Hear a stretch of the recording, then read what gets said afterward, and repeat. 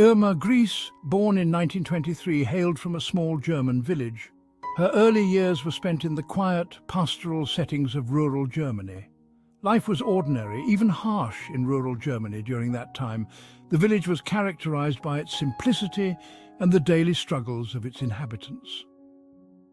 Irma, one of 5 children, experienced a tumultuous family life. The Grese family faced numerous challenges, both economic and emotional. Her mother, burdened by hardship, took her own life when Irma was just a child. This tragic event left an indelible mark on young Irma. This event cast a long shadow over Irma's formative years. The loss of her mother at such a tender age was a defining moment in her early life. Some argue it contributed to her later emotional instability. The trauma of her mother's death may have played a role in shaping her future actions and mindset. Despite a difficult upbringing, Irma attended school and worked on a farm. She balanced her education with the demands of rural life, helping her family with farm chores. She was an average student, showing no particular academic brilliance. Her school records indicate a lack of exceptional talent or interest in her studies. However, she did display a strong interest in the League of German Girls, a Nazi youth organization. This group provided a sense of belonging and purpose that she craved. This early affiliation hinted at her growing fascination with Nazi ideology. The League's activities and teachings began to shape her worldview, setting the stage for her future involvement with the regime. Germany in the 1930s was a nation in turmoil. The Great Depression had ravaged its economy, leaving millions unemployed and desperate. The streets were filled with people searching for work, food, and a glimmer of hope in a seemingly hopeless situation. The Nazi Party, with its promises of national revival and racial purity, found fertile ground in this climate of fear and resentment. Their speeches resonated with the populace yearning for stability and a return to former glory. The message was clear. They offered a scapegoat for the nation's woes and a vision of a powerful, unified Germany. Irma, like many young Germans, was swept up by the Nazi propaganda machine. The posters, the rallies, and the fervent speeches painted a picture of a bright future, free from the chaos and uncertainty that had plagued her childhood. She saw the Nazis as saviors, offering a sense of purpose and belonging. The camaraderie and unity among the youth in Nazi uniforms were intoxicating. It was a chance to be a part of something greater than herself, to contribute to a cause that promised to restore pride and order. At the age of 19, she eagerly joined the SS Helferinnen, the women's auxiliary unit of the SS. The training was rigorous, but it instilled in her a sense of discipline and duty. She believed she was playing a crucial role in the nation's resurgence.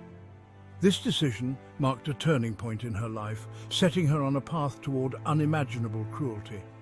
The allure of purpose and belonging had blinded her to the moral abyss she was stepping into, a journey that would forever change her and the world around her. Irma Grese's first assignment was at Ravensbruck, a women's concentration camp. Here, she received training in the brutal methods of the SS. She quickly adapted to the camp environment, displaying a chilling enthusiasm for her duties. Her superiors, impressed by her ruthlessness, transferred her to Auschwitz-Birkenau in 1943. Auschwitz, the largest and most notorious of the Nazi death camps, would become the stage for Irma Grese's most heinous crimes. The sheer scale of human suffering at Auschwitz was overwhelming, yet Irma seemed to thrive in this environment of death and despair. Before her 17th birthday, she moved to the SS Female Helpers Training Base, which was located near Ravensbruck, the all-female concentration camp. In 1940, she became an Aufseherin at Auschwitz. Irma Grese became known as the Hyena of Auschwitz and the Beautiful Beast. She served as a guard in the women's camp, wielding absolute power over the prisoners. Her cruelty knew no bounds. She beat and tortured prisoners for the slightest infraction. She took sadistic pleasure in selecting prisoners for the gas chambers. Survivors testified to her unpredictable mood swings, her fits of rage, and her delight in inflicting pain. She seemed to revel in the terror she inspired. In 1945, as the Allied forces advanced, Irma Grese was transferred to Bergen Belsen concentration camp. Conditions at Bergen Belsen were even more horrific than at Auschwitz. Disease, starvation and death were rampant. Yet Irma Grese continued her reign of terror. She showed no remorse, no humanity, even in the face of such overwhelming suffering. Her actions at Bergen Belsen cemented her reputation as one of the most cruel female guards in the Nazi camp system. Irma Grese presented a chilling paradox. A young, attractive woman capable of unspeakable cruelty. She was known for her good looks and her stylish appearance, often wearing riding boots and carrying a whip. This stark contrast between her appearance and her actions only added to her infamy. Some have speculated that her beauty and youth gave her a sense of power and invincibility. Others believe that her cruelty stemmed from deep-seated psychological issues, exacerbated by the toxic ideology of Nazism. In April 1945, British forces liberated Bergen Belsen, uncovering the full horror of the camp. Irma Grese, along with other SS personnel, was captured and arrested. Initially, she seemed unconcerned, even arrogant, showing no remorse for her actions. However, as the reality of her situation sank in, her demeanor changed.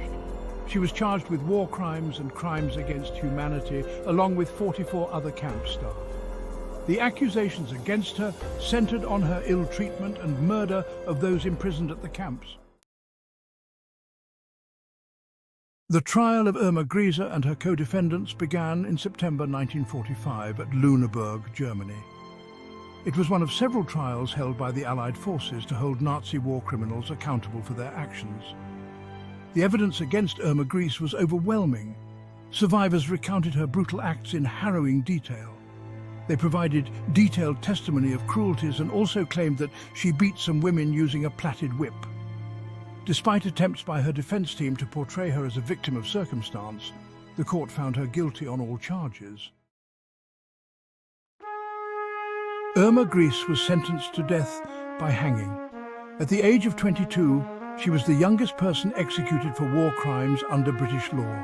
Her execution took place on December 13, 1945. Even in death, she remained an enigma. Some argue that she was a product of her time, a young woman seduced by the allure of power and corrupted by Nazi ideology.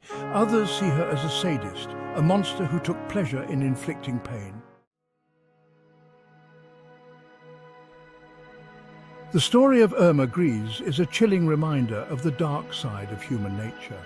She was one of the most notorious figures during the Holocaust, known for her cruelty and inhumane actions. It serves as a warning about the dangers of unchecked power, blind obedience, and the seductive nature of hate. Grese's actions were not isolated. They were part of a larger system of oppression and brutality.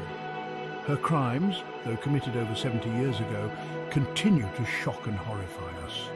The testimonies of survivors and witnesses paint a harrowing picture of the atrocities committed. Her legacy is a stain on humanity, a stark reminder of the importance of vigilance, compassion, and the fight against intolerance in all its forms.